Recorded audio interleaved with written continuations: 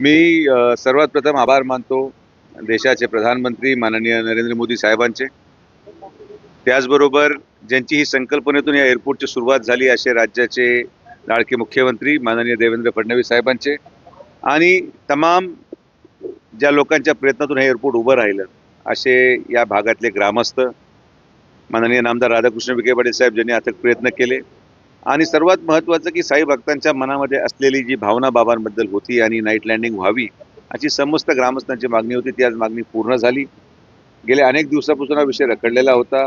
माननीय नामदार राधाकृष्ण विखे पाटील साहेबांनी प्रचंड पाठपुरवठा केंद्रीय गृहमंत्री माननीय अमित शाह साहेबांकडे केला आणि म्हणून CISFची अतिरिक्त तुकडी इथं वर्ग करण्यात आली आणि त्यामुळे हे नाईट लँडिंग आज शक्य झालं.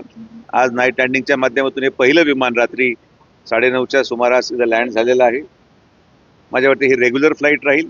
दिल्लीची एक ट्रायल फ्लाईट 11:30 वाजेची आहे, ती आता थोडंसं टेक्निकल स्नॅगमुळे थांबली, तर दिल्लीची नाईट लँडिंग पण आता लवकरात लवकर सुरू होईल आणि असं वाटतं की येणाऱ्या कालावधीमध्ये जवळपास 5 ते 10 विमानं रात्री येतील आणि एक शिर्डीच्या अर्थव्यवस्थेला मोठ्या प्रमाणात आधार मिळण्याचं काम या नाईट लँडिंगमुळे होईल, याचा मला विशेष आनंद वाटतो.